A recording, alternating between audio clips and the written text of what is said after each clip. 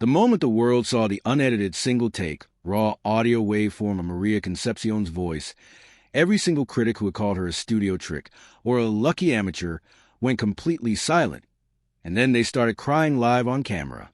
No one expected that. Not her, not her family, and definitely not the 7 international vocal coaches who had spent 3 weeks tearing her apart online. But before we get to that moment, the moment the global music industry had to eat its own words in front of 60 million viewers, we have to go back to the beginning, back to a tiny, rain-soaked stage in Quezon City, where a 23-year-old woman who had never left the Philippines stepped up to a broken microphone and changed everything forever. The rain had been falling since 3 in the morning. It was a kind of Manila rain that didn't ask for permission, the kind that flooded jeepney routes, turned sidewalks into rivers, and made everyone cancel their plans. But Maria Concepcion could not cancel this night. She had promised her Lola, her grandmother, that she would sing at the Barangay Musican Festival, a small neighborhood event that barely anyone outside their district had ever heard of. Maria stood backstage, which was really just a torn blue tarpaulin tied between 2 electric posts. Her fingers were cold. Her cheap black dress, the only nice thing she owned, was damp from humidity. She could hear the crowd, maybe 200 people, mostly neighbors and vendors from the nearby Palenque, shouting and laughing despite the drizzle. Next up, the host announced through a speaker that crackled like frying fish, is our very own Maria Concepcion. She's going to sing Gano Ko Ikaw Kamahal. Give her some love, Barangay. Maria took a deep breath. Her Lola was in the crowd somewhere, sitting on a plastic chair that someone had borrowed from the Sari Sari store. Her Lola had raised her alone after her mother left for Saudi Arabia when Maria was 7. Her Lola had worked 2 jobs, washing clothes and selling fish heads, to pay for Maria's voice lessons at the local church choir. Her Lola had always said, "Anik, your voice is not for this barangay. Your voice is for the world." Maria didn't believe that, but she believed in not disappointing her Lola. She walked onto the stage. The wooden planks were slippery. The microphone stand was tilted to the left because one leg was shorter than the others. A small boy in the front row was picking his nose. None of this felt like the beginning of anything important. But then she opened her mouth. The first note came out soft, almost a whisper. The crowd kept talking. They weren't listening yet. That was fine. Maria closed her eyes and thought about her Lola. She thought about all the nights her grandmother had come home with bleeding fingers from scrubbing clothes. She thought about the letters her mother used to send, now yellow and crumpled in a shoebox under the bed. And then she let go. The note that came out of her was not supposed to come from a human being. It was a low, rumbling chest voice that suddenly cracked open into a soaring belt, a sound that seemed to pull oxygen out of the air. The crowd stopped talking. The vendor selling fish balls stopped turning his cart. Even the rain seemed to pause. Maria was singing Gano Ko Ikaw Kamahal, a classic Filipino love song that every grandmother in the country knew. But she wasn't singing it like a grandmother. She was singing it like someone who had lived 1,000 lifetimes of loss and love and longing. Her voice bent and twisted to the melody in ways that were not written in any sheet music. She added runs that seemed to climb invisible staircases. She held notes so long that people started looking at each other with wide eyes, silently asking, is she even breathing? Halfway through the song, something happened that no one had planned.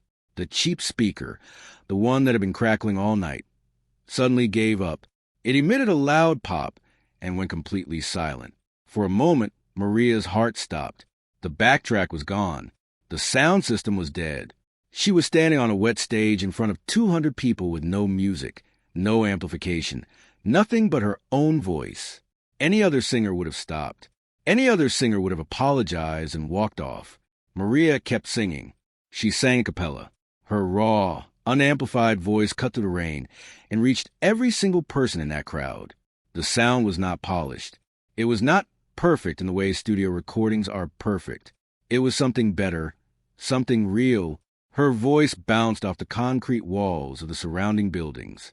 It echoed through the narrow streets. People in their homes 2 blocks away opened their windows to listen. When she hit the final note, a high, sustained pitch that seemed to vibrate inside people's chests, the entire barangay went silent for 1 full second.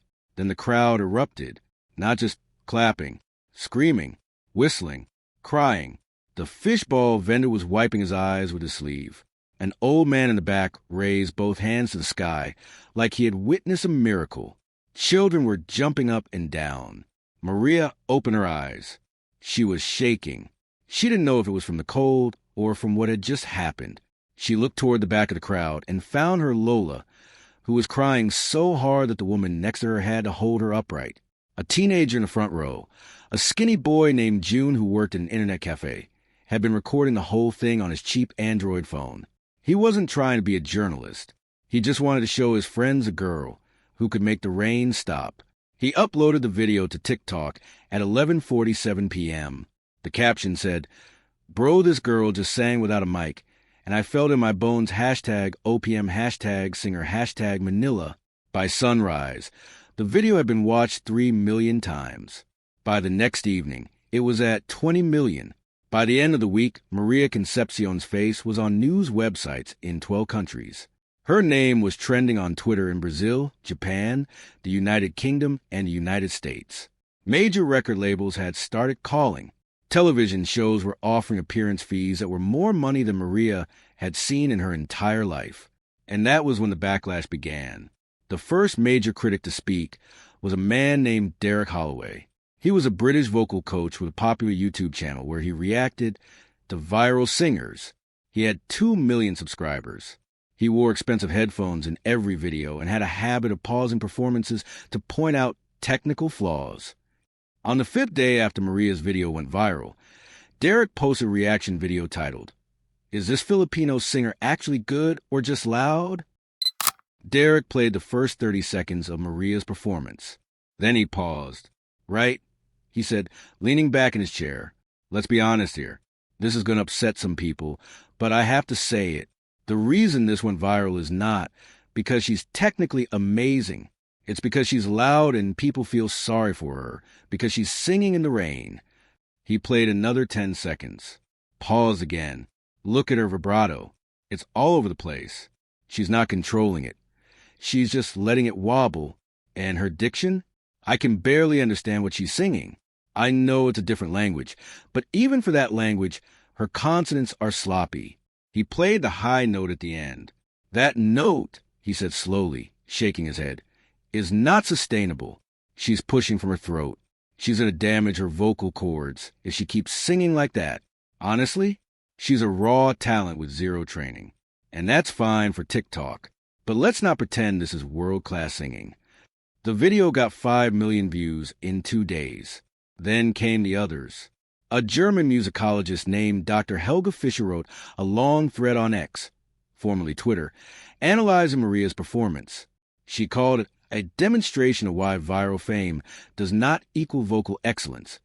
She pointed out what she called glottal compression issues and inconsistent breath support. She concluded that Maria was a passionate amateur who has been elevated beyond her actual abilities by sentimental viewers.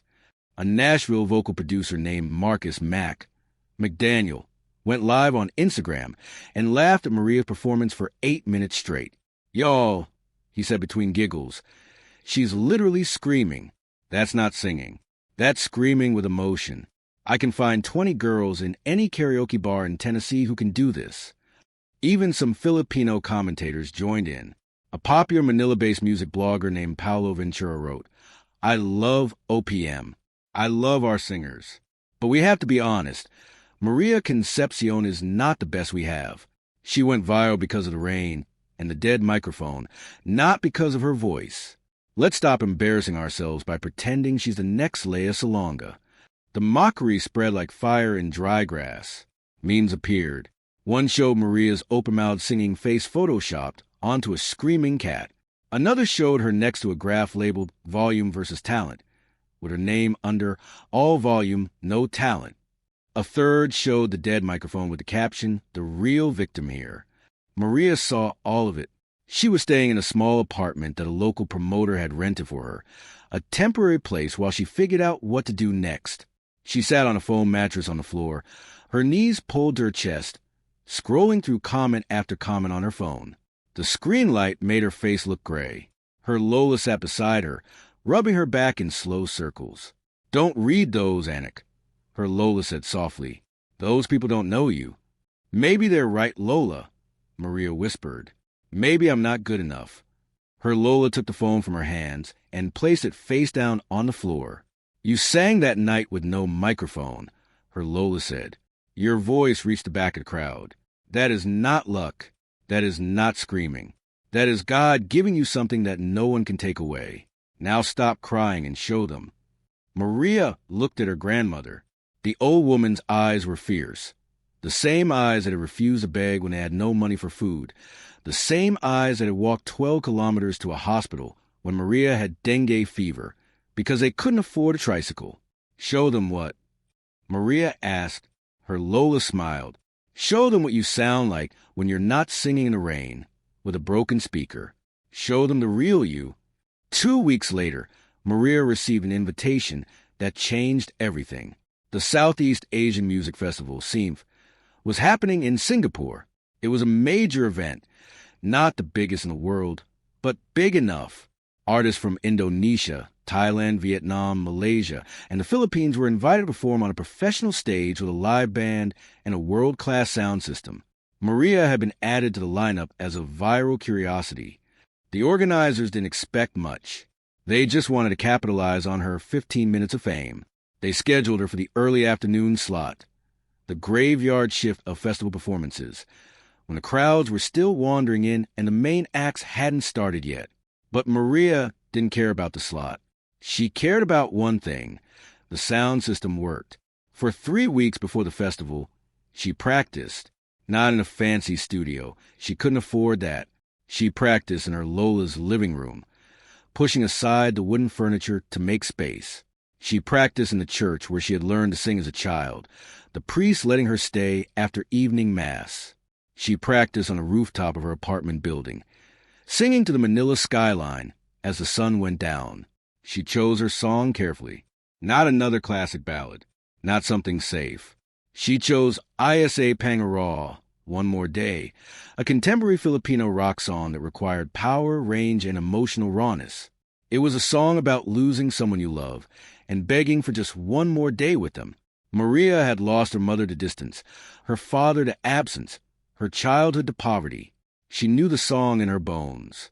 The day of the festival arrived. Singapore was hot and humid, but different from Manila, cleaner, quieter, more organized.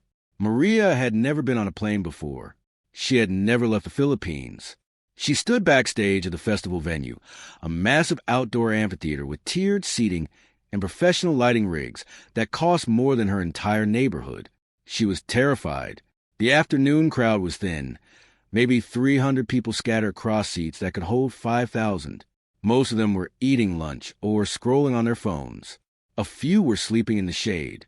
No one was paying attention to the small Filipino woman standing in the wings. Then the host announced her name. "Please welcome Maria Concepcion, all the way from the Philippines." A smattering of polite applause. Someone coughed. Maria walked onto the stage.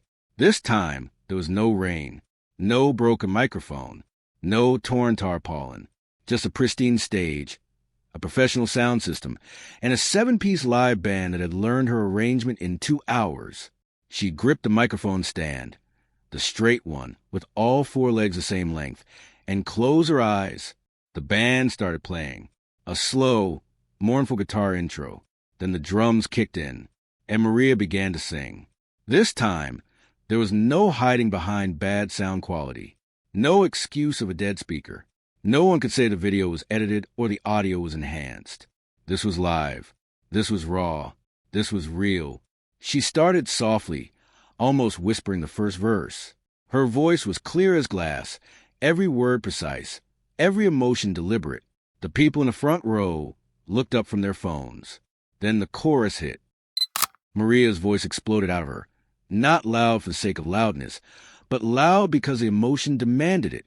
She hit the first high note and held it for 6 seconds, her voice ringing through the amphitheater without a single crack or waver. The sound engineers looked at each other with raised eyebrows. The band members, who had never played with her before, suddenly locked in tighter, as if her voice was pulling them forward. The crowd stopped eating. They stopped scrolling. They sat up in their seats. Maria moved into the second verse. She was crying now, tears streaming down her face, but her voice didn't break. She sang about a child waiting by a window for a parent who never came home. She sang about a grandmother's tired hands. She sang about wanting just one more day to say, "I love you," before it was too late. By the time she reached the bridge, people in the audience were crying too. A woman in the third row had her hand over her mouth. A man in the back was openly sobbing. Then came the part that no one was ready for. The song called for a key change, a step up into a higher register. Most singers would take it carefully, building up to it. Maria didn't. She launched into the key change like a diver throwing herself off a cliff. And then, instead of singing the melody as written, she added something that wasn't in the arrangement, a whistle note. For those who don't know, a whistle note is the highest register of the human voice. Above head voice, above falsetto, above everything. It's the kind of sound that Mariah Carey made famous in Emotions. It requires perfect breath control, precise chord closure, and years of training. Most pop singers can't do it at all. Almost none can do it live. Maria hit a whistle note that pierced through the afternoon air like a beam of light. It was clean. It was controlled. It lasted 4 full seconds and then resolved perfectly into the final chorus. The amphitheater went absolutely silent. Then 300 people stood up at once and started screaming. Backstage, the festival organizers were watching on a monitor. One of them, a middle-aged Singaporean man named Leonard Tan, who had booked hundreds of acts over 20 years, turned his assistant and said, "Get her a main stage slot tomorrow. I don't care who we have to bump." But the real impact wasn't happening in Singapore. It was happening online. Someone in the audience had recorded Maria's entire performance on a professional camera. Within hours, the video was uploaded to YouTube. Within a day, it had 30 million views. And Derek Holloway, the British vocal coach who had called Maria a loud amateur with sloppy technique, was watching in his home studio in London. He watched the whole performance 3 times. Then he sat in silence for a long time. Then he started recording a new video. The video was titled, "I Was Wrong About Maria Concepcion. Here's Why." It started with Derek sitting in the same chair, wearing the same headphones, looking at the same laptop, but his face was different. The smirk was gone. His eyes were red, like he hadn't slept. "I need to say something," he began, his voice quieter than usual. "A few weeks ago, I made a video about a Filipino singer named Maria Concepcion. I said she was just loud. I said she had no technique. I said she was going to damage her voice." He paused, swallowed. "I was wrong." Derek pulled up the waveform analysis of Maria's Singapore performance on his screen. He pointed to different sections with his cursor. "Look at her breath support here," he said. "She's holding a belt note for 12 seconds, and the waveform is completely steady. That's not luck. That's years of training. I missed that because I was too busy judging her based on a phone video recorded in the rain." He played the whistle note section in slow motion. "Do you understand how hard this is?" he asked, his voice cracking slightly.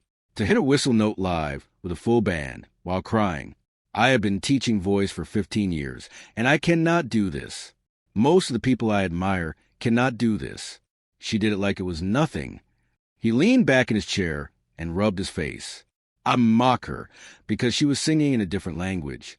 I mock her because her stage was small and her microphone was broken. I mocked her because I thought I knew better. And I was wrong. Maria Concepcion is not a lucky amateur. She is one of the most gifted vocalists I have ever heard." He looked directly into the camera. "So here is my public apology to Maria Concepcion and to every Filipino who I insulted by dismissing their artist.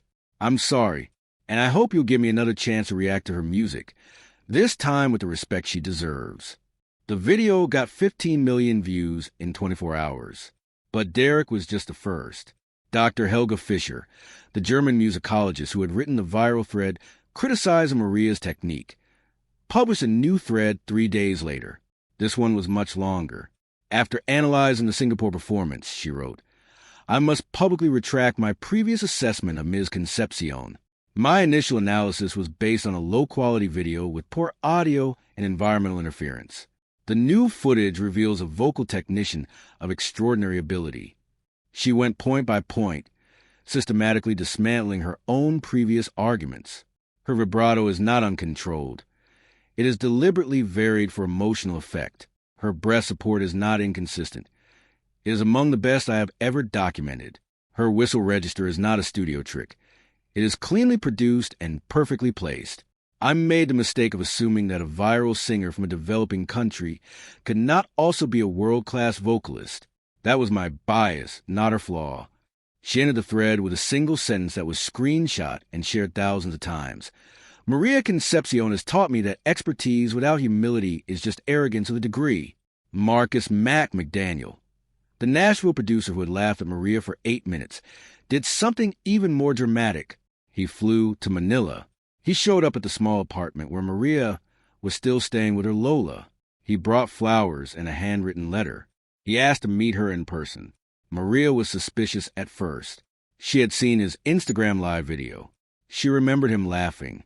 But her Lola, who had a soft spot for anyone who traveled far to apologize, convinced her to let him in.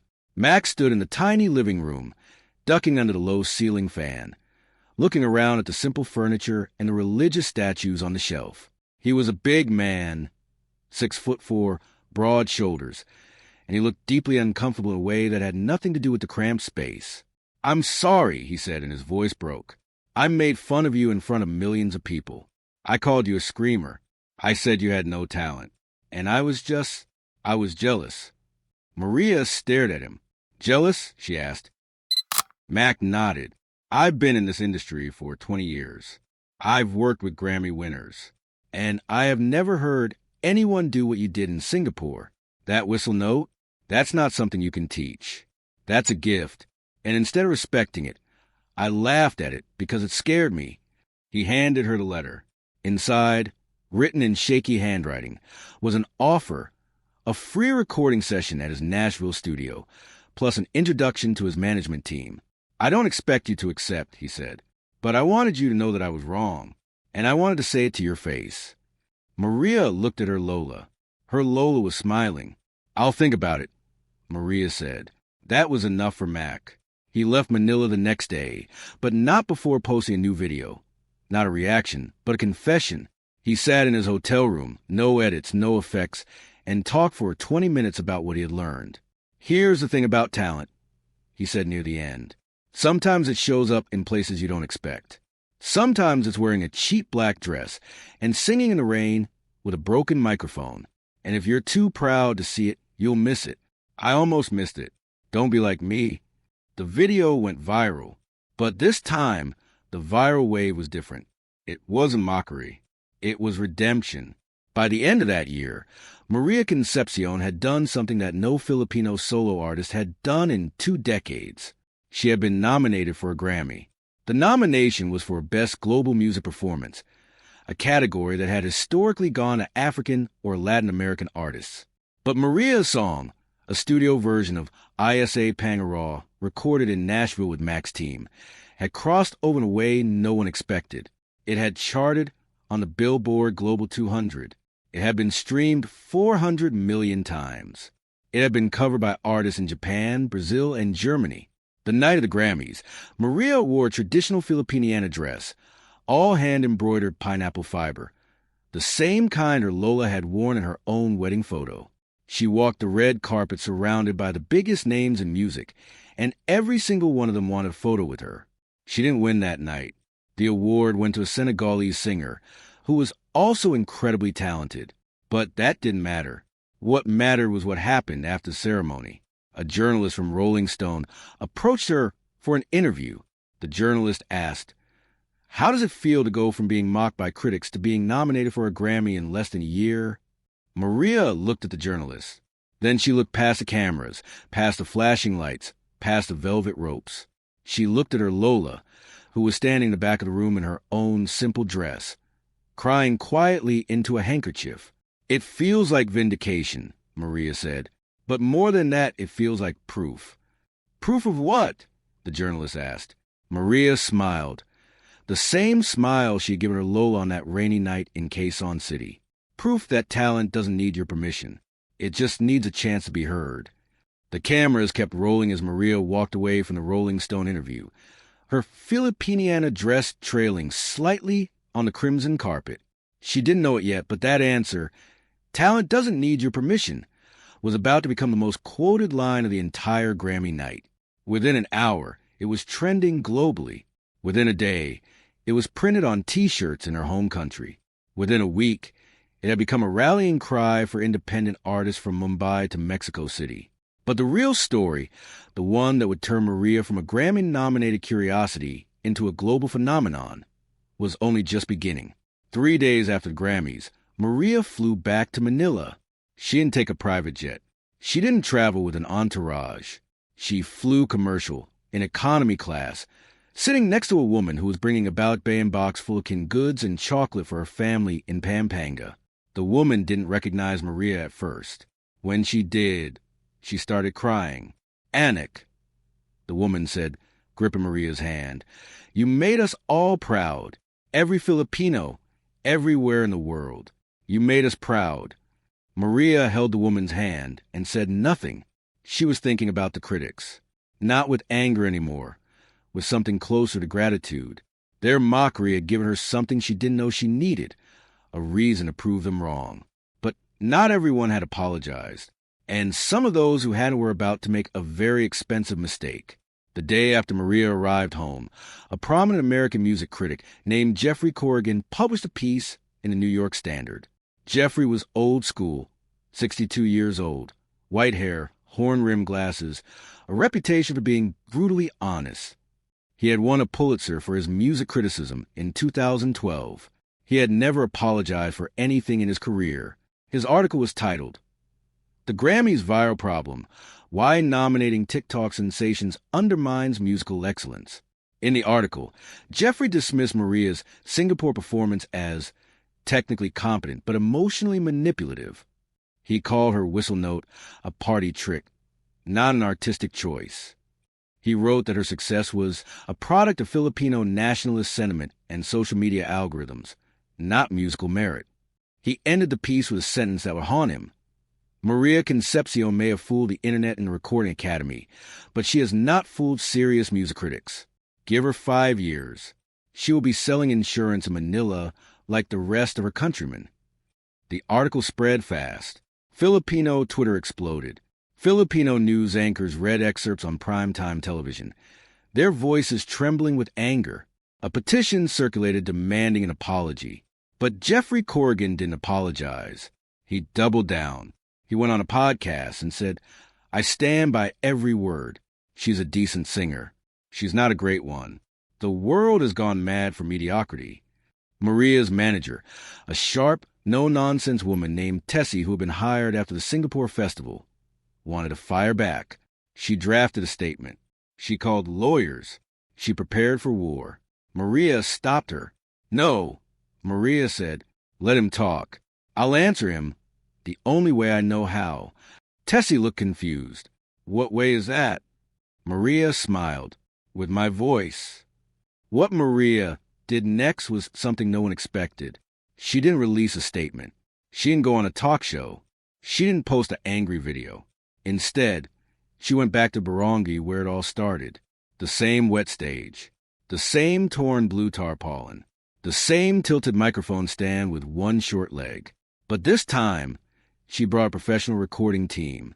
Not a big one, just 3 people with cameras and high-quality microphones. She wanted to film something raw, something real, something that no critic could dismiss as studio magic or emotional manipulation. She chose a song that Jeffrey Corrigan had specifically mentioned in his article as a real test of vocal ability, an aria from an opera called Caro Mio Ben by Giuseppe Giordani. It was an Italian piece from the 1700s, a song that required perfect breath control, precise intonation, and the kind of classical training that Jeffrey had explicitly said Maria lacked. Maria had never sung opera professionally. She had learned it from YouTube videos and from a retired choir master at her local church. But she had been practicing it in secret for months, ever since she read an interview where Jeffrey said that real singers study opera, not TikTok. The night of the recording, the rain came again. not the soft drizzle from the first video. A hard, pounding downpour that soaked everything within seconds. The crew wanted to postpone. The cameras could get damaged. The sound equipment could short out. Maria refused. "This is how it started," she said. "This is how it should be answered." She walked onto the stage. The rain immediately soaked through her white dress. Her hair plastered to her face. The microphone stand wobbled on the wet wood. The sound engineer handed her a microphone, a professional one this time, not the broken stage mic, and then ran back under cover. Maria looked up at the sky. The rain hit her face like tiny stones. She could barely see. She could barely breathe. And then she began to sing. "Caro mio ben," she sang, "my dear beloved." The first line was soft, almost a whisper against the rain, but the microphone caught every note. The sound engineer, huddled under an umbrella, felt his skin prickle. "Credimi almen," she continued. "Believe me at least." Her voice grew stronger. The rain grew louder. It became a battle. Her voice against the storm. Every note she sang had to cut through the sound of water hitting wood, water hitting metal, water hitting the ground like applause from an invisible crowd. "Senza Didi," she sang. "Without you." The next part of the aria required a sustained high note, not a whistle note, not a pop belt, but pure, classically placed head voice note that had to ring like a bell. It was a kind of note that separates trained opera singers from everyone else. Maria took a breath. The rain pounded. The microphone shook in her hand. She sang the note, and held it, and held it. For 11 seconds, Maria Concepcion, the girl from Quezon City who had never taken an opera lesson in her life, sustained a perfect high A that cut through the storm like a knife. The sound engineer looked at his meters. The signal was clean. No distortion. No pitch drift. Just pure, beautiful, impossible sound. When she finally released a note and finished the aria, the rain seemed to soften. The crew stood in silence. No one clapped. No one moved. They just stared at the small, soaking wet woman on the stage, and they understood that they had just witnessed something that would change everything. The video was posted 3 days later. No title. No introduction. Just Maria's face in the thumbnail, rain streaming down her cheeks, mouth open in song. It was simply called, "For Jeffrey." Within 6 hours, it had 50 million views. Within 24 hours, it had 200 million. The comments were overwhelming. But the one that mattered came from someone who had never commented on a YouTube video in his life. Jeffrey Corrigan. He posted a short comment under his real name, verified by his blue check mark. It said, "I was wrong. I am sorry.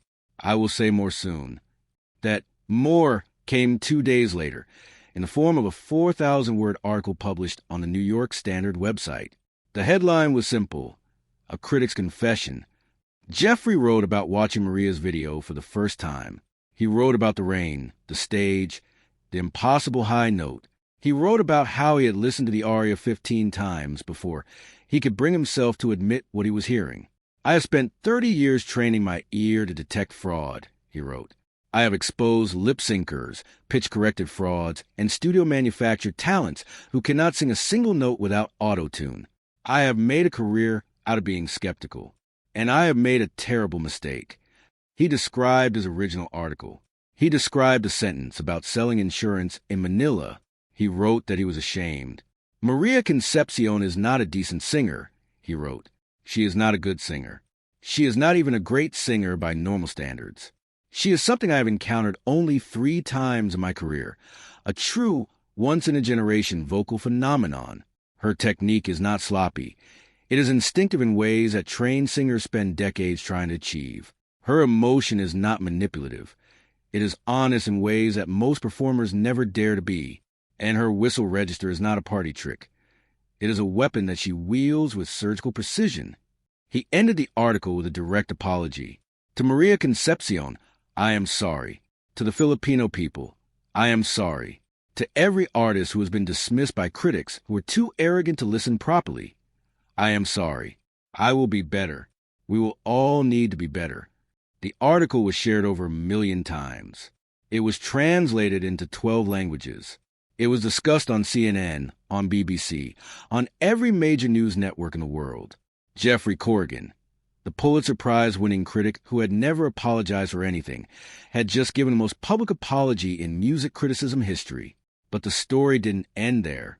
The morning after Jeffrey's article was published, Maria received a phone call from a number she didn't recognize. She almost didn't answer, but something made her pick up. "Hello," she said. "Ms. Concepcion," said a voice with a British accent. "My name is Alastair Finch. I am the artistic director of the Royal Opera House in London. I wonder if I might have a word with you about a possible performance." Maria nearly dropped the phone. The Royal Opera House, Covent Garden, one of the most prestigious opera venues in the entire world. The same stage where Maria Callas had sung, where Luciano Pavarotti had performed, where the greatest voices in human history had echoed through the halls. "I'm sorry," Maria said, her voice shaking. "Did you say the Royal Opera House?" Alastair laughed, a warm, kind laugh. "I did. We have a cancellation for our spring gala. It's in 6 weeks. We need someone who can sing both classical and contemporary repertoire. We need someone with a story that will move people. And after watching your video, the one in the rain, singing Caro Mio Ben, I think we need you." Maria was silent for a long time. "Ms. Concepcion?" Alastair said. "I'm here," Maria whispered. I'm just a girl from Quezon City. I never even finished college. I don't know if I belong on that stage." Alastair's voice softened. "Ms. Concepcion, I have been doing this job for 25 years. I have heard thousands of singers audition. I have worked with the most famous voices on the planet. And I can tell you with absolute certainty, you belong on any stage you choose to stand on. The question is not whether you belong there. The question is whether we are worthy of you." Maria started crying. She couldn't help it. 6 months ago, she was singing on a broken stage in the rain, while people mocked her online. Now the Royal Opera House was calling her. "Okay," she said, "I'll do it. And I can tell you with absolute certainty, you belong on any stage you choose to stand on. The question is not whether you belong there. The question is whether we are worthy of you." Maria started crying. She couldn't help it. 6 months ago, she was singing on a broken stage in the rain, while people mocked her online. Now the Royal Opera House was calling her. "Okay," she said, "I'll do it." 6 weeks later, Maria Concepcion walked onto the stage of the Royal Opera House in London. She wore a traditional Filipiniana dress again, but this one was different. This one was made by the best designers in Manila, commissioned by a group of Filipino business owners who had raised money to send her to London in style. The dress was white, embroidered with gold thread, with butterfly sleeves that spread out like wings when she raised her arms. The audience was full of faces she recognized from magazines. Musicians, actors, royalty, critics. Jeffrey Corrigan was sitting in the third row, wearing a black suit and looking like a man awaiting judgment. The orchestra began to play. The opening notes of Caro Mio Ben filled the hall, the same aria she had sung in the rain, but this time a full orchestra behind her. Maria opened her mouth, and the world held its breath. She sang the aria exactly as she had sung in the Barangay. Same phrasing, same emotion, same impossible high note. But this time the acoustics of the Royal Opera House carried her voice to every corner of the hall. The sound was so pure, so clear, so devastatingly beautiful that people in the back rows felt tears running down their faces before they understood why. When she finished the aria, the audience sat in stunned silence for 3 full seconds. Then they erupted. Standing ovation. Not the polite, obligatory kind, the real kind, the kind where people cannot help themselves, where they rise to their feet, because sitting down feels like disrespect. The applause went on for 5 minutes, 10 minutes, 15 minutes. Maria stood on the stage, her butterfly sleeves trembling, and she looked out at the sea of standing people. She looked at Jeffrey Corrigan, who was clapping so hard his hands were red. She looked at Derek Holloway, who had flown from London and was openly weeping in the 5th row. She looked at the Filipino flags waving in the upper balconies, held by overseas workers who had saved for months to buy tickets. And then she looked at the empty seat beside the stage, the seat she had reserved for her Lola. Her Lola had passed away 3 weeks earlier. Heart failure, quiet, peaceful in her sleep. Maria had been holding her hand. Her Lola had known about the Royal Opera House performance. She had made Maria promise to go. Anak, her Lola had said, her voice barely a whisper. You sing for me. You sing so loud that I can hear you from heaven. Maria looked up at the ceiling of the Royal Opera House, at the chandeliers, at the painted dome, at the vast empty space above the stage. Lola, she whispered, so quietly that only God could hear, this one's for you. She didn't leave the stage after the applause. She had one more song. The orchestra quieted. The lights dimmed. And then, without any music, without any accompaniment, Maria began to sing a song that no one in the audience recognized. It was a folk song from her province. A song her Lola had sung to her when she was a child, rocking her to sleep in a wooden cradle that had belonged to her great-grandmother. The song had no name. It had never been written down. It had been passed from mother to daughter for 5 generations. Maria sang a cappella, her voice filling the Royal Opera House like incense. She sang about a river that never runs dry. She sang about a mountain that touches the sky. She sang about a love that does not end when the heart stops beating. When she finished, there was no applause. There couldn't be. The audience was too busy crying. And somewhere, in a place beyond rain, beyond stages, beyond the cruel and foolish words of critics, her Lola was listening. She was smiling. The Royal Opera House performance became the most watched classical music video in internet history. Within 2 weeks, the clip of Maria singing her grandmother's folk song had been viewed over 400 million times. News outlets called it the moment the world fell in love with Maria Concepcion. Music schools began teaching her technique. Vocal coaches flew to Manila just to watch her rehearse.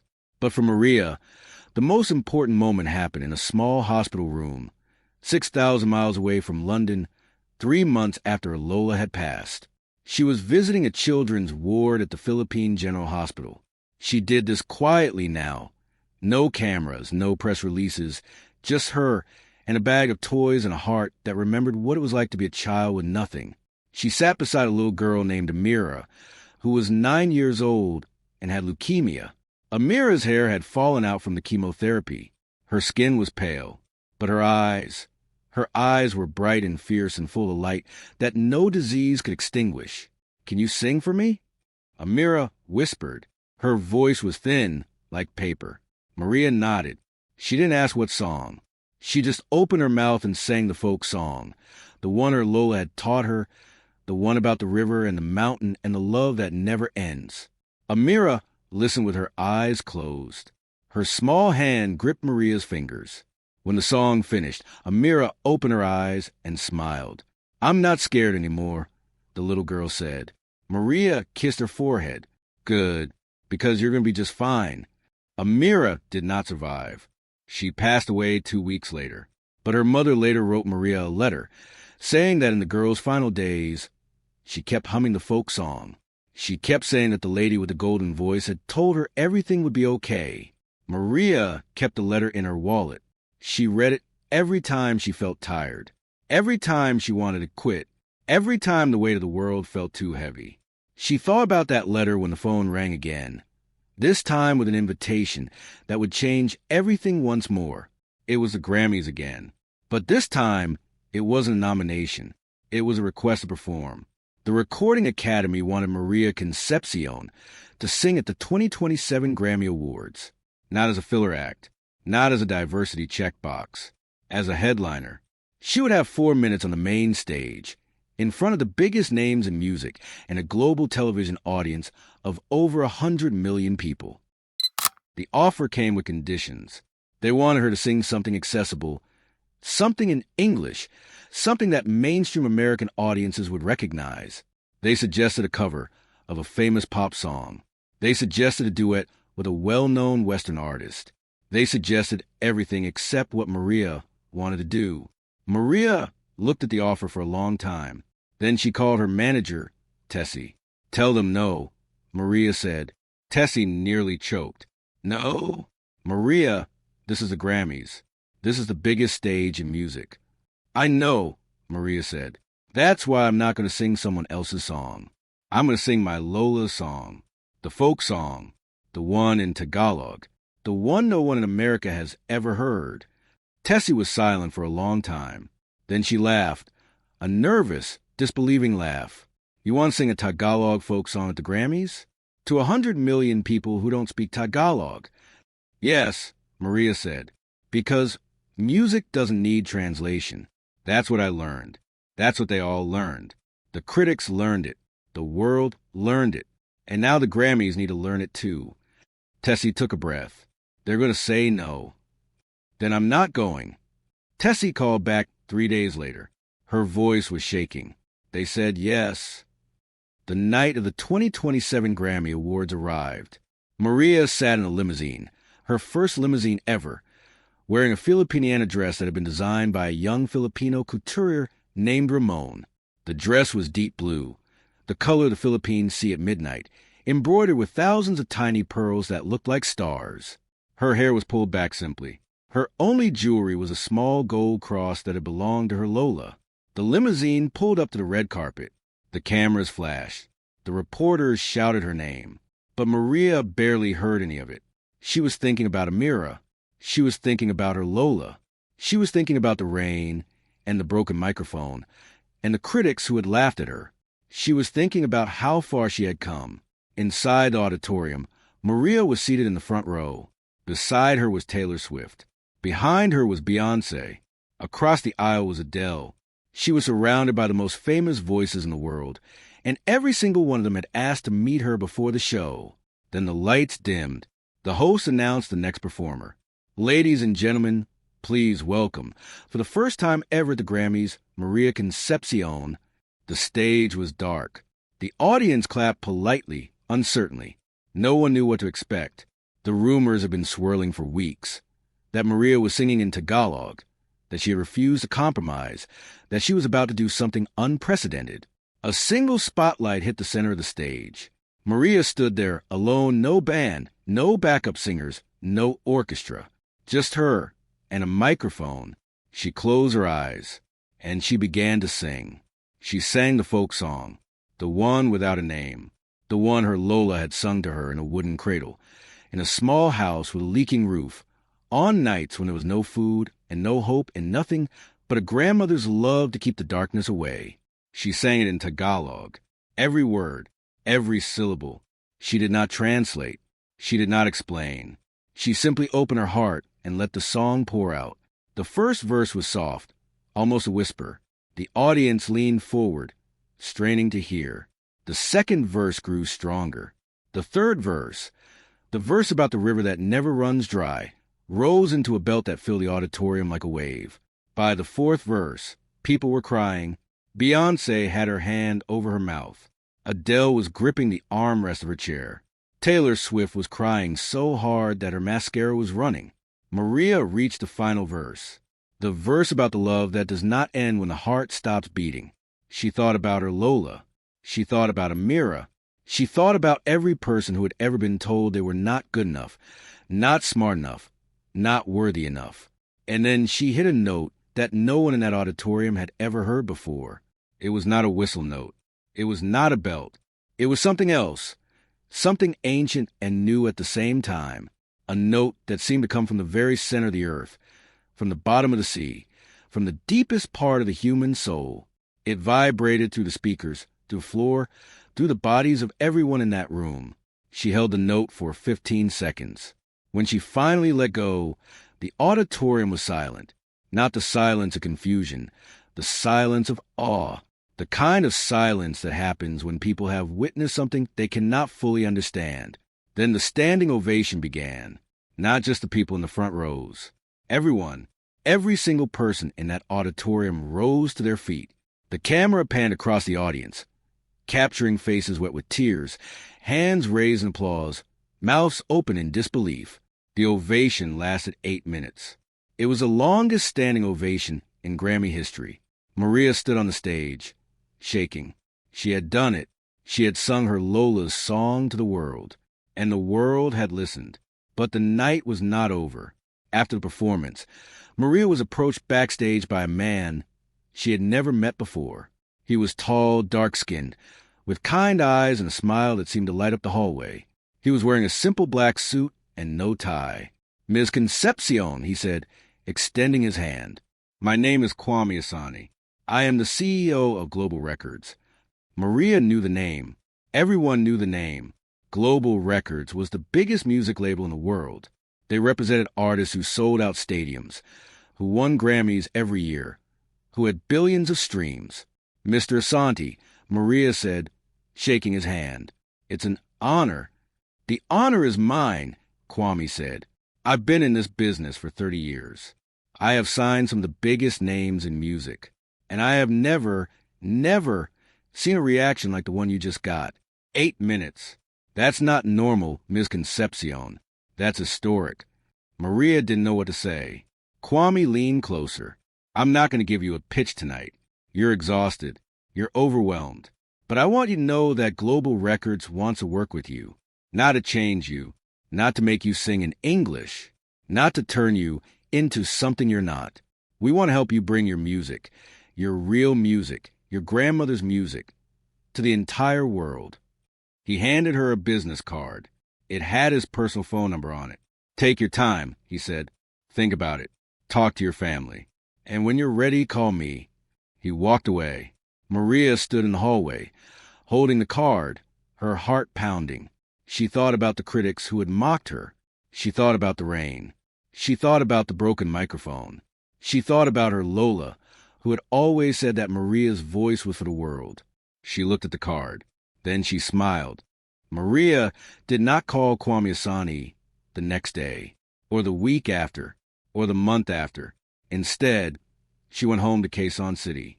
She moved back into her Lola's house, the small concrete house with the iron grills and the leaking roof and the wooden furniture pushed against the walls. The neighbors thought she was crazy. Why would a Grammy-nominated, Royal Opera House singing, 8-minute standing ovation, superstar live in a Barongi house with a rusty sink and a bathroom that required a bucket? Because Maria knew something that the music industry had not yet learned. Fame was not her goal. Validation was not her goal. Even her Lola's dream, that Maria's voice would be heard by the world, was not her goal anymore. Her goal was simpler and harder at the same time. She wanted to build a school, not a fancy school with computers and air conditioning. A simple school in her Barongi where children could learn music for free, where no child would be told they weren't good enough, where no grandmother would have to sell fish heads to pay for voice lessons. She had money now, not pop star money, but enough. The streaming royalties from her Singapore performance had been accumulating. The Royal Opera House had paid her. Offers were coming in from all over the world, concerts, endorsements, collaborations. She said no to most of them, but she said yes to one. It was an invitation from the United Nations. They wanted Maria to perform at the General Assembly Hall in New York for a special event, World Music Day. The theme was Voices of the Unheard. They wanted her to sing something that represented her journey, her culture, her people. Maria agreed on one condition. She would not sing alone. She brought with her 30 children from her Barongi. None of them had ever left the Philippines. None of them had ever been on an airplane. None of them had ever seen snow or a skyscraper or a building that didn't have laundry hanging from the windows. She had been teaching them for 3 months. Every afternoon, after the school construction was done for the day, she gathered the children in the empty lot where the new building was rising. They sat on wooden crates and concrete blocks and sang together as the sun went down over Manila. She taught them the folk song, her Lola song, but she also taught them new songs. Songs about hope, songs about resistance, songs about children who dream of becoming something bigger than their circumstances. The day of the UN performance arrived. The General Assembly Hall was massive, rows upon rows of seats representing nearly every country on earth, diplomats in suits, interpreters in glass booths, flags of every color hanging from the ceiling. Maria stood backstage with the 30 children. They were nervous. Some were crying. One little boy, maybe 7 years old, was shaking so hard that his teeth were chattering. Maria knelt down in front of him. She took his small hands in hers. "Do you remember what I told you?" she asked. The boy nodded. "We're not just singing for the people here. We're singing for everyone who ever told us we couldn't." "That's right," Maria said. "And what else?" The boy took a deep breath. "We're singing for Lola." Maria's eyes filled with tears. She kissed the boy's forehead. "Let's go sing for Lola," she said. The children walked onto the stage first.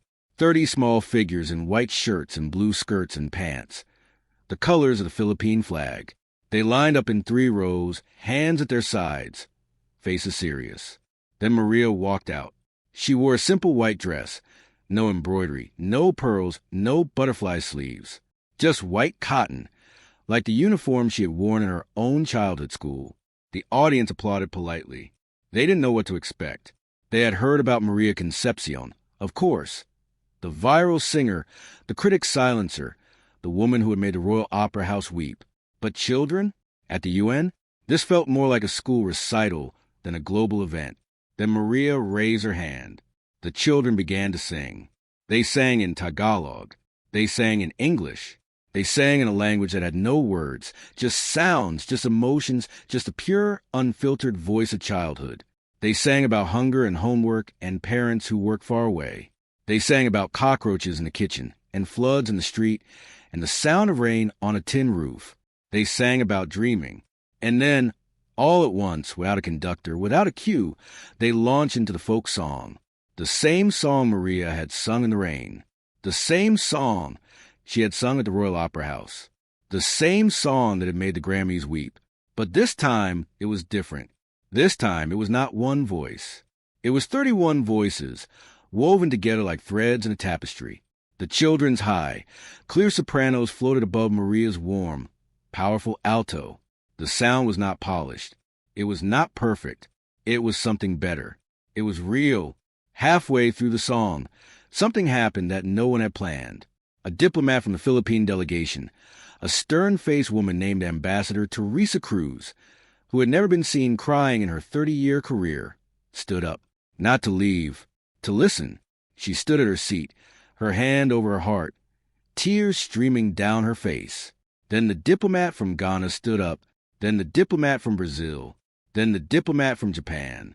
One by one, country by country, the representatives of the world rose to their feet. Not in applause. The children were still singing. They rose in silence, standing at attention, as if witnessing something sacred.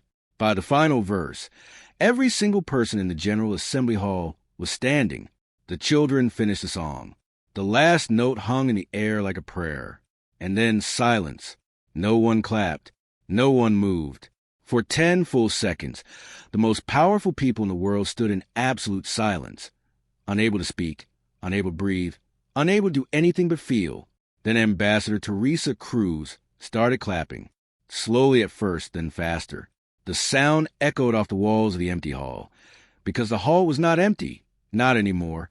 It was full of people who had just remembered something they had forgotten. That music is not a competition.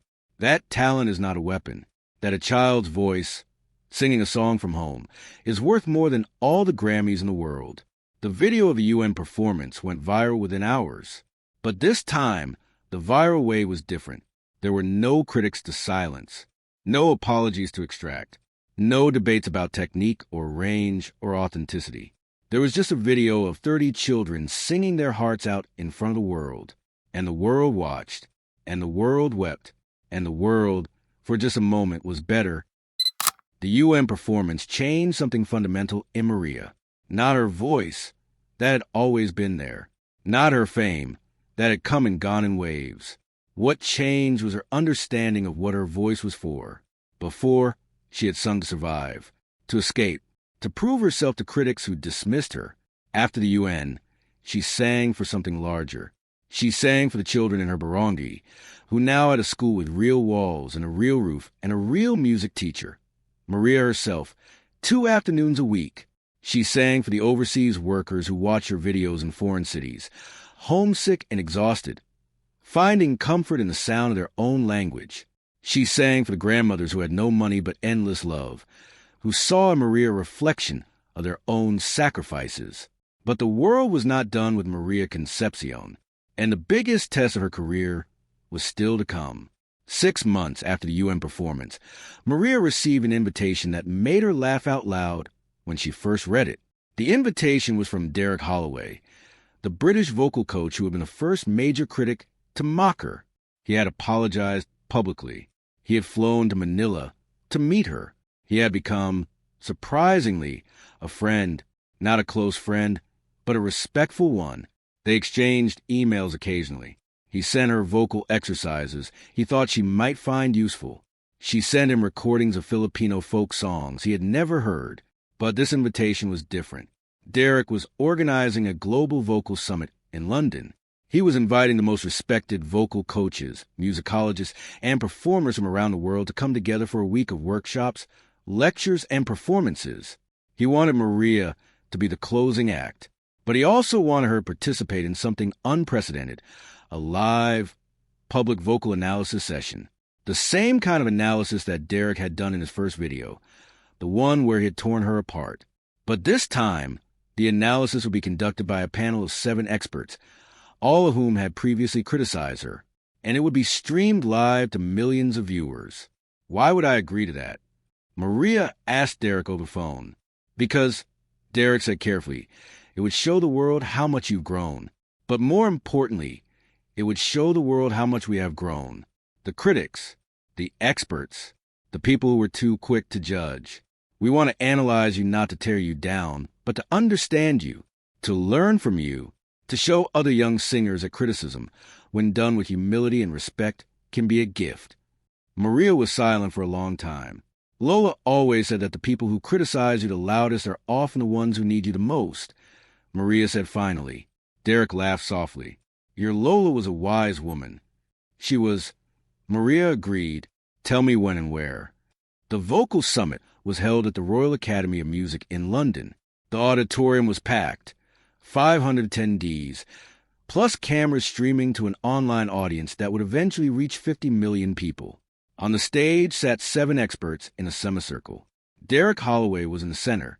To his left was Dr. Helga Fischer, the German musicologist who had written the viral thread dismissing Maria's technique.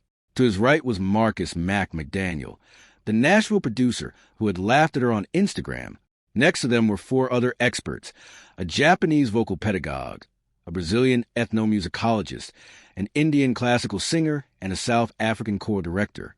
All of them had, at some point in the past 2 years, publicly questioned Maria's abilities.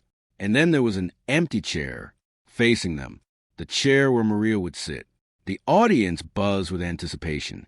This had never been done before. A global superstar submitted herself to live analysis by her former critics. It was either incredibly brave or incredibly foolish. The lights dimmed. A door at the back of the stage opened, and Maria walked out. She was not wearing a Filipina dress. She was not wearing anything elaborate. She wore a plain gray dress, flat shoes, no jewelry except her Lola's gold cross. Her hair was pulled back in a simple ponytail. She looked like a student about to take an exam. She sat in the empty chair.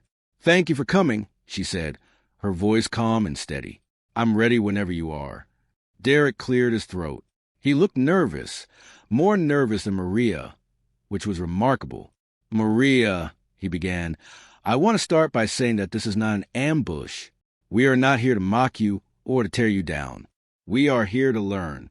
But learning requires honesty. So I'm going to ask you to do something that might feel uncomfortable. Okay, Maria said. I want you to sing something you've never sung before. Something outside your comfort zone. Something that none of us have heard you sing. And I want you to sing it without any preparation. Just your voice right now in this room. The audience gasped softly. This was not part of the announced program. Derek was improvising. Maria did not flinch. What would you like me to sing? She asked. Derek pulled out his phone and scrolled for a moment. Then he played a short clip, a complex jazz standard called Lush Life, written by Billy Strayhorn in the 1930s. It was a song known for its difficult intervals, its chromatic melodies, and its emotional depth. It was a song that had challenged even the greatest jazz singers. Have you ever sung this before? Derek asked. No, Maria said. Have you ever practiced it? No. Would you like a minute to look at the sheet music? Maria shook her head. I don't read sheet music. The audience murmured. Dr. Helga Fischer shifted in her seat. Mack McDaniel raised his eyebrows. Maria closed her eyes. She had heard the clip once, just 30 seconds. But she had a gift that her critics had only recently begun to understand. An almost supernatural ability to hear a melody once and reproduce it perfectly with her own emotional interpretation. She opened her mouth and began to sing. I used to visit all the very gay places.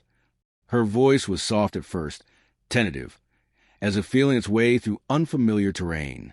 The jazz melody twisted and turned in unexpected directions, but Maria followed it like a path she had walked 1,000 times.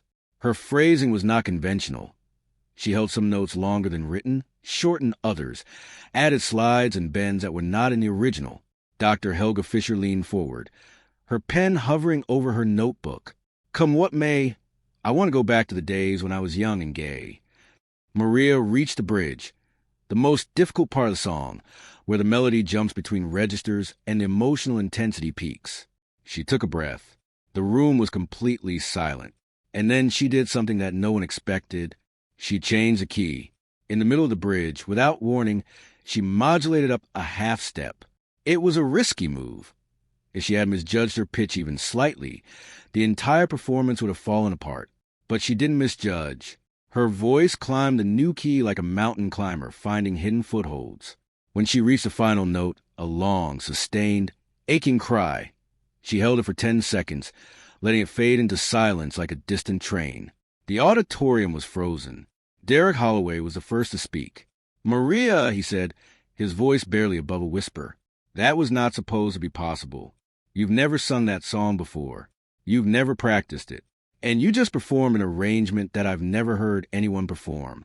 Where did that key change come from? Maria shrugged. It felt right. It felt right, Derek repeated slowly. He turned to the other experts. Does anyone here have anything to say? Dr. Helga Fischer removed her glasses. She was crying. The woman who had written a viral thread dismissing Maria as a passionate amateur was crying. I have spent 40 years studying the human voice, Helga said, her German accent thickening with emotion. I have written papers on vocal agility. I have given lectures on the importance of technical training. And I have been wrong about you, Maria Concepcion. Not just wrong, arrogantly wrong. She stood up from her chair. The audience held its breath. Your technique is not conventional, Helga continued. Your breath support does not look like what I was taught. Your vowel shapes are not what the textbooks recommend. But your voice does things that no textbook can explain. That key change, that was not luck. That was instinct. That was intuition. That was something that cannot be taught and cannot be bought. It is a gift, and I am sorry that I did not see it sooner. She walked across the stage and extended her hand. Maria stood and took it. Thank you, Maria said quietly. Helga shook her head. No, thank you. You have taught me that expertise without humility is not expertise at all. It is just stubbornness.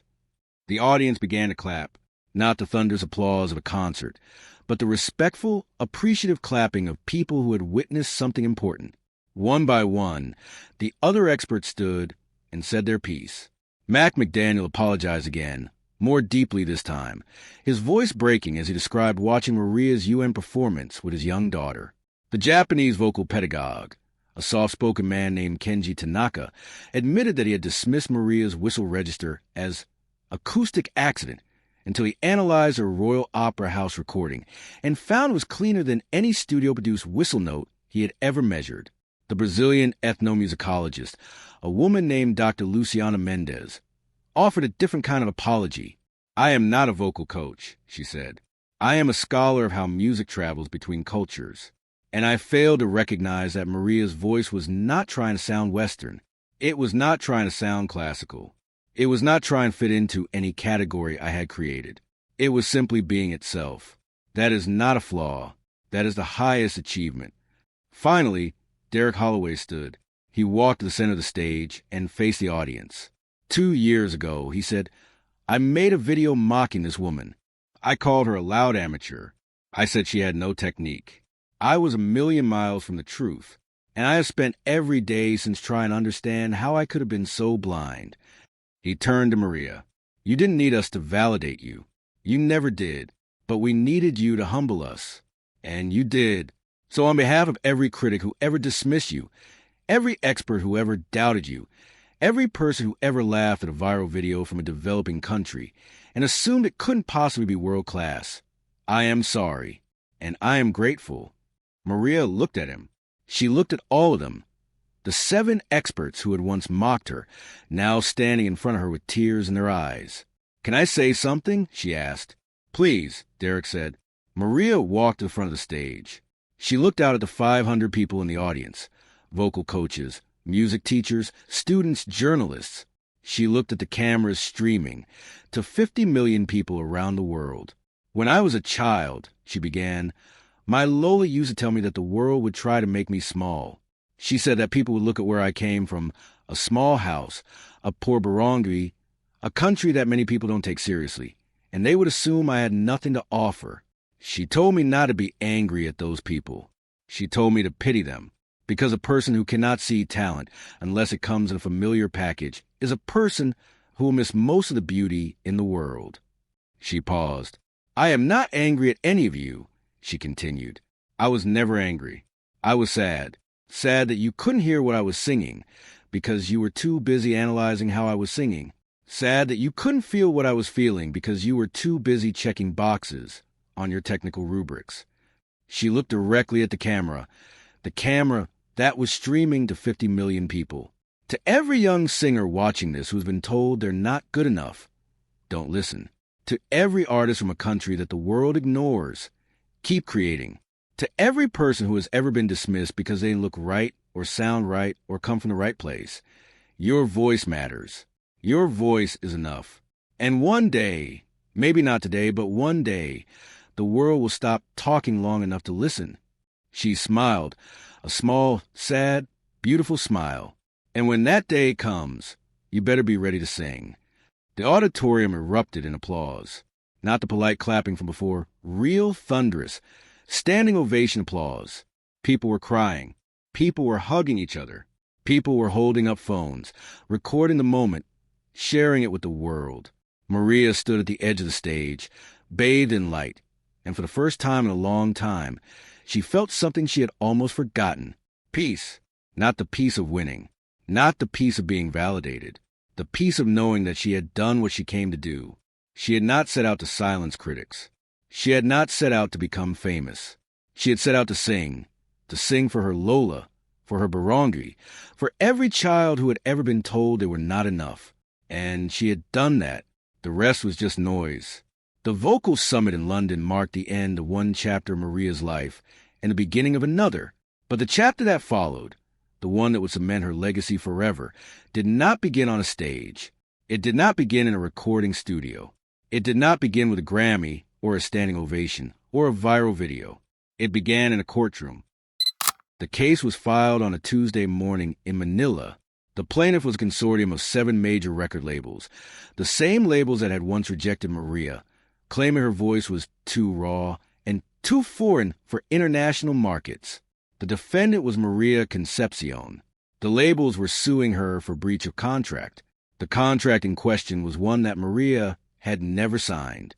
But the labels claimed that her viral success was built on their infrastructure and marketing channels, specifically the playlists, radio promotions, and streaming algorithms that had amplified her Singapore performance. They argued that even though Maria had never signed with them, she had benefited from her industry influence and therefore owed them a percentage of her earnings. The amount they demanded was staggering. $50 million, more money than Maria had earned in her entire career, more money than her entire barangay would see in a decade. The case was absurd. Most legal experts said it would be thrown out immediately, but the labels knew something that the experts did not. They didn't need to win. They just needed to drag Maria through a long, expensive public legal battle. They wanted to bankrupt her with legal fees. They wanted to distract her from her music. They wanted to send a message to every independent artist in the world. Asterisk, if you succeed without us, we will destroy you. Maria sat in her Lola's house, reading the legal documents by the light of a flickering bulb. Her hands were shaking, not from fear, from anger. They want to take everything, she said to Tessie, who was sitting across from her on a wooden chair that creaked every time she moved. They want to try, Tessie said, but we have good lawyers. Pro bono, lawyers who believe in you. "That's not enough," Maria said. "They have millions of dollars. They have armies of lawyers. They can drag this out for years." Tessie was silent. She knew Maria was right. Maria looked down at the legal papers. She saw the names of the 7 labels. She saw the signatures of the executives who had once laughed at her demo tape, who had told her manager that Filipino singers don't sell internationally, who had called her a flash in the pan. And then she made a decision that no one expected. She decided to fight back, not in court, not with lawyers, in a different way. 3 days later, Maria posted a video on her social media accounts. It was not a rant. It was not a call to action. It was a song. She sat in her living room, the same living room where she had practiced as a child, pushing aside the wooden furniture to make space. She wore a simple white shirt. Her hair was messy. There was no makeup on her face. Behind her, visible through the window, was a half-constructed music school, its concrete walls rising toward the sky. "Hi, everyone," she said. "I know there's a lot of noise right now about lawsuits and labels and money. I'm not going to talk about that. I'm going to sing about it." She closed her eyes. She began to sing a song she had written herself, the first song she had ever written. It was called Canalang Mundo, their world. The song was about giants who try to crush small things, about walls that try to block the sun, about voices that try to silence other voices. It was angry but not bitter, fierce but not cruel. The chorus was simple. "This is my voice. This is my home. You cannot take what you never owned." The video was posted at 7 p.m. Manila time. By midnight, it had been viewed 50 million times. But the reaction that mattered did not come from the public. It came from the 7 record labels. Their phones started ringing at 8 p.m., not from journalists, from investors, from shareholders, from board members who had seen the video and were suddenly very nervous.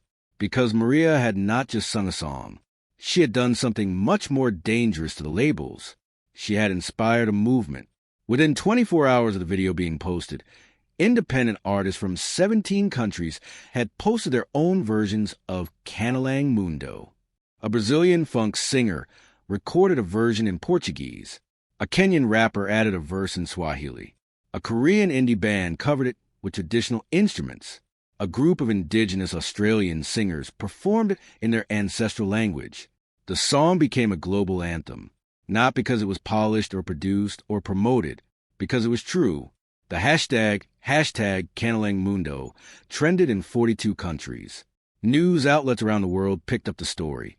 Viral Filipino singer fights back against major labels with homemade song. The anthem that's terrifying the music industry. Maria Concepcion, the artist who refused to be silenced. The labels held an emergency meeting. They had expected Maria to hide, to lawyer up, to disappear into the legal system where they could crush her with paperwork and delays. They had not expected her to write a song that made them look like villains on a global stage. They had 2 choices, double down or back down. They doubled down. The labels issued a joint statement the next day. It was carefully worded, full of legal jargon, designed to make Maria look unreasonable. They claimed that her video was defamatory and misleading. They threatened to add defamation charges to the lawsuit. They said that Maria was attempting to manipulate public opinion to evade her legal obligations. The statement backfired spectacularly. Within hours, the hashtag I Stand With Maria was trending worldwide. Fans posted videos of themselves singing Canalang Mundo outside the headquarters of the 7 labels. Protesters gathered in New York, London, Tokyo, and Sao Paulo. Even celebrities joined in. Taylor Swift tweeted the link to Maria's video with the caption, "This is what courage sounds like." Adele posted a clip of herself singing the chorus. Beyoncé's publicist released a statement saying that Beyoncé admires Ms. Concepcion's integrity and artistry. The labels had miscalculated. They thought they could bully a poor girl from Quezon City into submission. Instead, they had turned her into a symbol. And Maria was just getting started. She decided to take the fight directly to the label's home turf, the United States. She announced a concert tour, not a big tour with arenas and production trucks. A small tour, acoustic, just her and a guitar. She would play in churches, community centers, small theaters, anywhere that would have her. The tour was called Canalang Mundo. The Voice is Free. Tickets sold out in minutes. Every show, every city, Los Angeles, Chicago, New York, Miami, Houston, Seattle. Fans camped overnight to get seats. Scalpers sold tickets for 10 times face value. The demand was unlike anything the independent music world had seen in decades. But Maria did not keep the money. Every dollar from ticket sales went to three causes. Her music school in Quezon City, a legal defense fund for artists facing predatory contracts, and a new nonprofit she founded called The Voice is Free, which provided free vocal training to underprivileged children around the world. The labels watched in horror as Maria's tour sold out night after night. They watched as she was interviewed on every major news network, speaking calmly and eloquently about the need for artist rights. They watched as public opinion turned against them so completely that their own artists started speaking out. 3 of the 7 labels quietly dropped the lawsuit. They couldn't afford the bad publicity. For Held On, the final show of the tour was in New York City at Carnegie Hall. It was the biggest venue Maria had played in America, not a stadium, but hallowed hall, the kind of place where legends performed. The night before the show, Maria received a visitor in her hotel room. It was Jeffrey Corrigan, the Pulitzer Prize-winning critic who had written the infamous Selling Insurance in Manila line. He looked older now, smaller somehow, as if the past 2 years had compressed him. "I'm not here to interview you," he said, standing awkwardly in the doorway. "I'm here to apologize." Again, in person, for the first time. Maria invited him in. She offered him tea. They sat by the window, looking out at the Manhattan skyline. "I've been thinking a lot about what you said at the Vocal Summit," Jeffrey said, "about how we were so busy analyzing that we forgot to listen. I've been guilty of that my whole career. I thought I was being rigorous. I was just being closed-minded." Maria sipped her tea. "Why are you really here, Jeffrey?" Jeffrey was silent for a long time. Then he pulled an envelope from his jacket pocket. "I wrote a new review," he said, "of your tour. I'm not publishing it. I wanted you to read it first." Maria opened the envelope. Inside was a single sheet of paper. On it, in Jeffrey's neat handwriting, were 4 sentences. "Maria Concepcion is not a good singer. She is not a great singer. She is not even a once-in-a-generation singer. She is something I have no words for. And for the first time in my career, I am grateful for my silence." Maria looked up at Jeffrey. He was crying. "I spent 30 years telling the world what to think about music," he said. "And I never once asked myself if I was qualified. You taught me that I'm not. No one is. Music is not a test. It's a gift, and the only proper response to a gift is gratitude." Maria folded the paper carefully and placed it on the table. "Thank you, Jeffrey," she said. "No," he said. "Thank you." The Carnegie Hall show was sold out. 2,800 seats. Every one of them filled. Maria walked onto the stage alone. No band. No backup singers. No elaborate production. Just her, a microphone, and a wooden stool. She sat down. The audience was silent. "Thank you for coming," she said. "I'm going to sing some songs now. Some are happy. Some are sad. Some are angry. All of them are true." She sang for 2 hours. She sang the folk song from her childhood. She sang Canalang Mundo. She sang Caro Mio Ben in Italian, then again in Tagalog, her own translation. She sang a lullaby her Lola had hummed to her during thunderstorms. She sang a new song she had written that morning, about a bird that learned to fly despite having broken wings. Halfway through the show, she stopped singing. The audience waited. "My Lola used to tell me that the world is full of people who want to tell you what you can't do," she said. She said that the secret to happiness is not proving them wrong. The secret is not caring whether they're right. She looked out at the audience, at the 2,800 faces looking back at her. "I care," she admitted. "I care too much. Every criticism, every mockery, every laugh. I remember all of them. They live in my head. They wake me up at night. I wish I could be as strong as my Lola wanted me to be, but I'm not." She paused. Her voice trembled. "But I'm learning. I'm learning that the opposite of fear is not courage. The opposite of fear is love. Love for my Lola. love for my students, love for every person who has ever been told they're not enough. She took a breath. So this last song is for you. All of you, the critics and the fans, the believers and the doubters, the people who lifted me up and the people who tried to tear me down. This song is called Salamat, Thank You. She closed her eyes, and she sang. The song was simple, just her voice and a melody that rose and felt like breathing. The lyrics were thank yous to her Lola, to her students, to the fishbowl vendor who had cried at her first performance, to the little girl Mira who had died too young, to every person who had ever believed in her. And then, at the end, a thank you to the critics. Thank you for doubting me. Thank you for making me prove you wrong.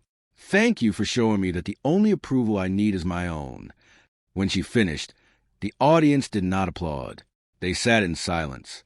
Not awkward silence, sacred silence. The kind of silence that happens when people have been touched somewhere deep, somewhere words cannot reach. Then, slowly, one person in the back stood up, then another, then another. Within 30 seconds, every person in Carnegie Hall was standing. Still no applause. Just standing. Just being present.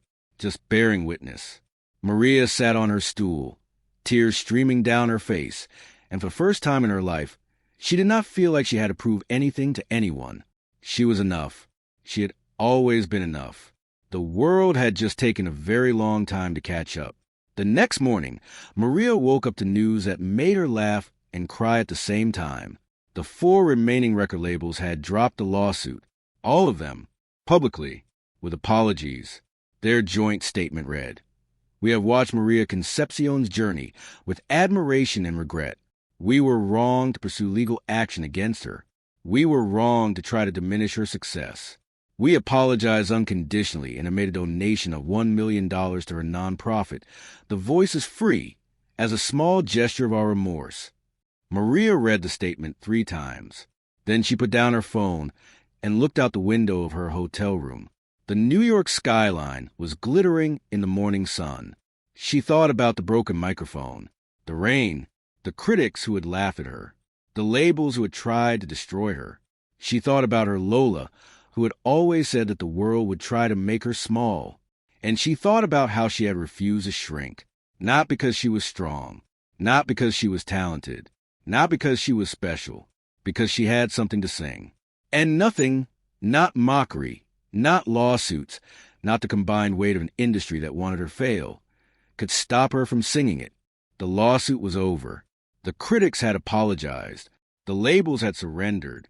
Maria Concepcion had won everything she had ever fought for, and yet, standing by that hotel window in New York, looking out at a city that had once seemed impossibly far away, she felt something unexpected. Emptiness. Not the good kind of emptiness. The peaceful kind that comes after a long journey. The bad kind.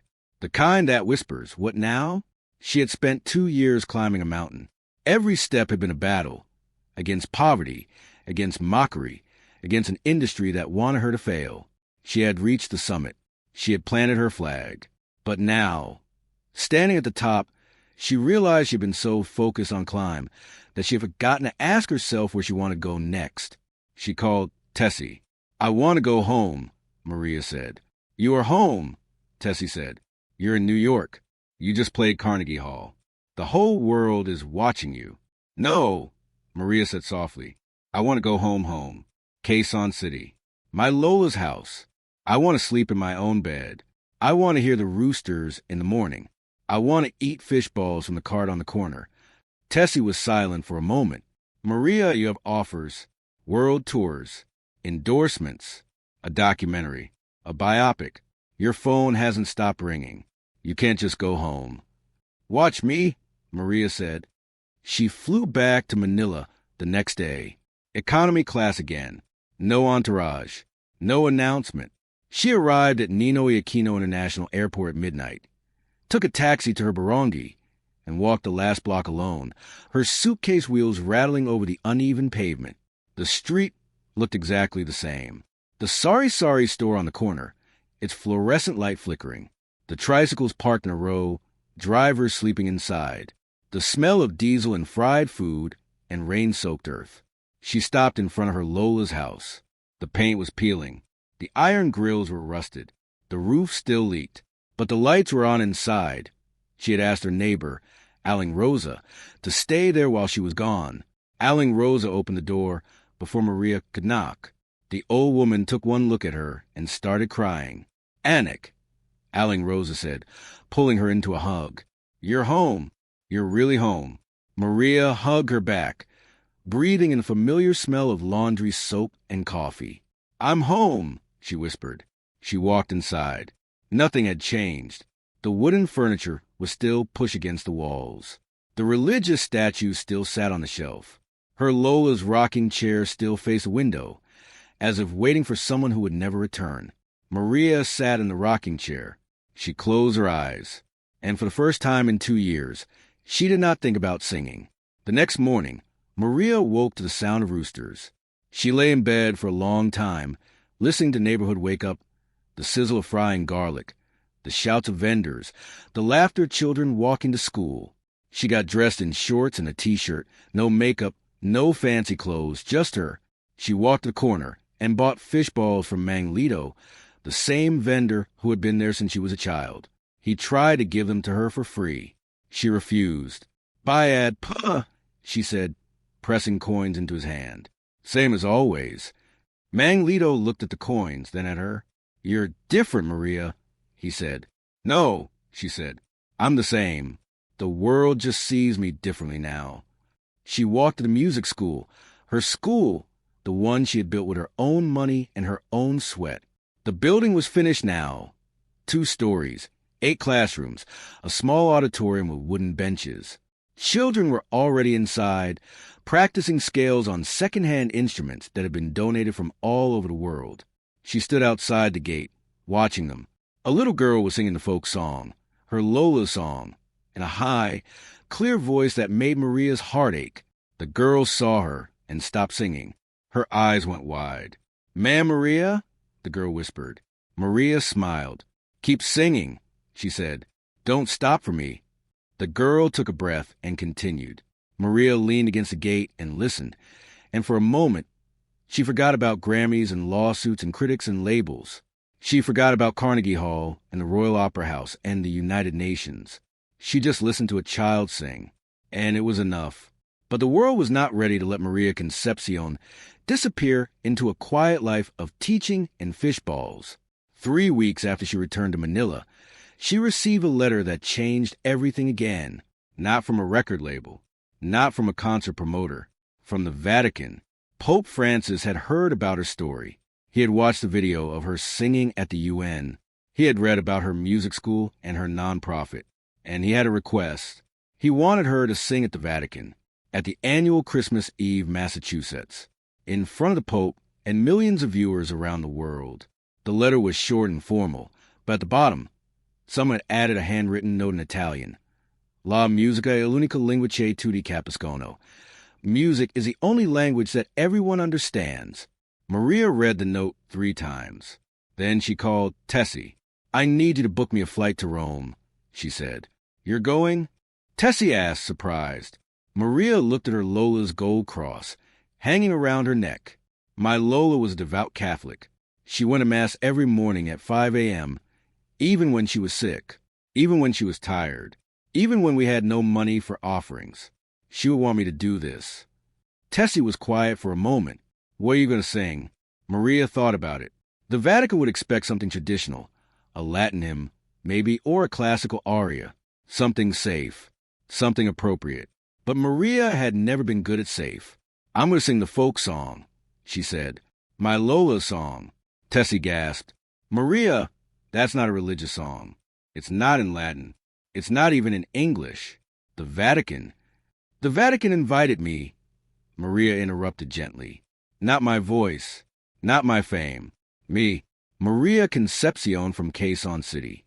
And Maria Concepcion from Quezon City sings folk songs about rivers and mountains and love that never ends. If they don't want that, they shouldn't have invited me." Tessie sighed. She had learned, over the past 2 years, that arguing with Maria was useless. "Fine," Tessie said, "but you're wearing a Filipiniana, and you're bringing the children." Maria smiled. I was hoping you'd say that. The Christmas Eve Mass at the Vatican was unlike anything Maria had ever experienced. St. Peter's Basilica was enormous, so vast that her eyes couldn't take it all in at once. Gold leaf covered every surface. Statues of saints loomed in every corner. The ceiling seemed to stretch up to heaven itself. Maria stood backstage with the 30 children from her barangay. They had flown to Rome on a plane chartered by a Filipino businessman who had heard about their story. They were wearing matching white shirts and blue skirts and pants, the same uniforms they wore at the music school. They were terrified. So was Maria. "Remember what I told you," Maria said, kneeling down in front of them. "We're not singing for the Pope. We're not singing for the cameras. We're singing for Lola. We're singing for everyone who ever needed to hear that they matter." The children nodded. A little girl named Sophia raised her hand. "Yes, Sophia," Maria said. "Ma'am Maria," Sophia said, her voice small but steady. "Is Lola watching us?" Maria's eyes filled with tears. "Yes, Sophia, Lola is watching, and she is so proud of you." The children smiled. The fear in their eyes did not disappear, but it changed, softened into something that looked more like excitement than terror. The Mass began. Incense filled the air. The choir sang Latin hymns that echoed off the marble walls. Cardinals and bishops processed down the aisle in red and gold vestments. And then, at the appointed moment, the Pope spoke. "Tonight," he said in Italian, a translator relaying his words to millions watching around the world, "we are blessed to welcome a special gift, a voice from the Philippines, a voice that has taught the world that music needs no translation. Please welcome Maria Concepcion and the children of the Barangay Musican Music School." Maria took a breath. She took Sophia's hand, and together, the 31 of them walked onto the floor of St. Peter's Basilica. The cameras zoomed in. The cardinals leaned forward. The Pope, old, tired, but with eyes that sparkled like a child's, smiled. Maria and the children stood in a semicircle. No instruments, no backing track, just their voices, and they began to sing. They sang the folk song, the one without a name, the one about the river that never runs dry, the mountain that touches the sky, the love that does not end when the heart stops beating. They sang it in Tagalog, every word, every syllable. And the Pope, the leader of 1.3 billion Catholics, the man who had met presidents and kings and queens, closed his eyes and listened. Tears ran down his weathered cheeks. He did not wipe them away. When the song ended, the basilica was silent, not the cold silence of disapproval, the warm silence of awe, the kind of silence that happens when people have heard something they will remember for the rest of their lives. The Pope opened his eyes. He looked at Maria. He looked at the children. And then he began to clap, slowly at first, then faster. The cardinals joined in. The bishops, the choir, the thousands of worshippers packed into every corner of the basilica. The applause did not stop for 5 minutes. When it finally faded, the Pope stood up. He walked, slowly, his age showing in every step, to where Maria was standing. He took her hands in his. "Thank you," he said in English, his voice thick with emotion. "Thank you for reminding us that God speaks in many languages, and that the most beautiful prayers are often the simplest." Maria looked into his eyes. She thought about her Lola, who had prayed every morning at 5 a.m.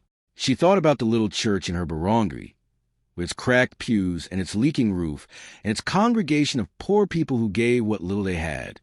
"Thank you for listening," Maria said. The Pope smiled. He turned to the children and blessed them, one by one, his hand resting on each small head. Then he returned to his chair, and the Mass continued. But something had changed. In the hearts of everyone in that basilica, in the hearts of the millions watching around the world. Something had shifted. Maria Concepcion had not come to the Vatican to convert anyone. She had not come to preach. She had come to sing a song about a river and a mountain and a love that never ends. And in doing so, she had reminded the world of something it too often forgets. That music is not about technique or range or genre or fame. Music is about connection. Music is about memory. Music is about reaching across the distance between one heart and another and saying, simply, *I am here. You are not alone. After the Mass, Maria and the children were taken to a small reception room. They were given hot chocolate and panettone, Italian Christmas bread that tasted nothing like the pewter bonbon she was used to, but was delicious anyway. The children were buzzing with excitement. They had met the Pope. They had sung in the most famous church in the world. They would have stories to tell for the rest of their lives.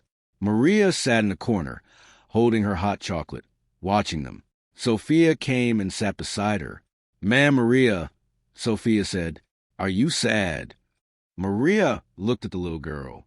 Sophia's eyes were wise beyond her years, the same kind of wise that Maria had seen in her Lola's eyes. "No, Sophia," Maria said, "I'm not sad. I'm just thinking." "About what?" Maria was quiet for a moment. Then she said, "About Lola, about how she never got to see this, about how she worked so hard and sacrificed so much and died before she could see what her love made possible." Sophia thought about this. Then she said, "But she did see it, Ma'am Maria. She sees everything. She's in heaven, right? So she saw you sing at the Vatican. She saw you sing at the Grammys. She saw everything." Maria looked at Sophia. The little girl was smiling. "You're right," Maria said, tears filling her eyes again. "You're absolutely right." She hugged Sophia tightly, and in that hug, she felt her Lola's presence, not as a ghost, not as a memory, but as a living, breathing force that had never left her. Her Lola had always said that love does not end when the heart stops beating. Now, finally, Maria understood what she meant. Maria Concepcion did not become a global pop star. She did not sign with a major label. She did not chase fame or fortune or validation from people who had once dismissed her. Instead, she went home to Quezon City. She taught at her music school. She sang at her local church. She ate fish balls from Manglito's cart and slept in her Lola's house and lived a life that was small and simple and full. But her voice did not stay small. Her recordings, the raw, unpolished, deeply emotional performances she posted on social media, whenever she felt like it, continued to reach millions. Her nonprofit, The Voice is Free, expanded to 12 countries, providing free music education to over 10,000 children. Her story was taught in schools as an example of resilience, of integrity, of the power of staying true to yourself.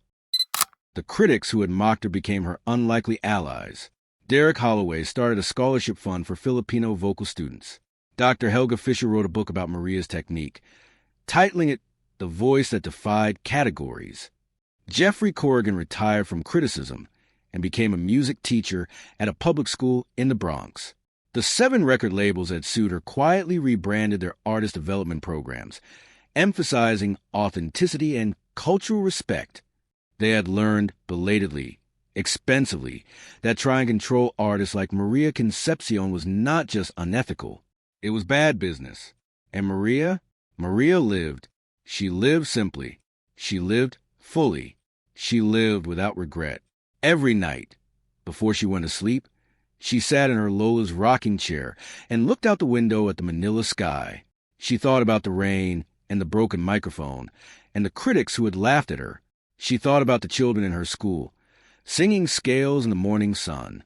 She thought about the Pope's tears and the standing ovation at Carnegie Hall, and the sound of 30 small voices rising in song at the United Nations. And she thought about her Lola, who had always said that Maria's voice was for the world. She had proven her Lola right. But more importantly, so much more importantly, she had proven to herself that her voice mattered, not because the world listened, not because the critics apologized, not because the label surrendered, because she had something to say. And she had said it. One evening, many years later, an old woman came to Maria's music school. She was small and bent, with hands that looked like they had scrubbed 1,000 clothes. She stood at the gate, watching the children practice. Maria went out to meet her. "Ma'am," the old woman said, her voice trembling, "I have no money to pay for lessons, but my granddaughter, she loves to sing. She sings all day, every day. She sings while she helps me sell vegetables. She sings while she walks to school. She sings in her sleep." Maria looked past the old woman. A small girl was standing in the street, shyly hiding behind her grandmother's skirt. She couldn't have been more than 6 years old. "What's her name?" Maria asked. "Luz," the old woman said, "after her grandmother. After me." Maria knelt down so she was eye level with the little girl. "Luz," she said softly, "do you want to learn to sing?" The little girl nodded, her eyes wide. "Then come in," Maria said, holding out her hand. "I've been waiting for you." The little girl took her hand, and together they walked into the school. Behind them, the sun was setting over Manila. The sky was orange and purple and gold. Somewhere in the distance, a child was singing, a high, clear, hopeful sound that rose above the noise of the city and seemed to touch the sky. Maria smiled. Her Lola had been right all along. The voice is never just a voice. It is a bridge. It is a prayer. It is a promise. And as long as there are children who dream, as long as there are grandmothers who believe, as long as there are songs that need to be sung, the voice will never, ever be silenced.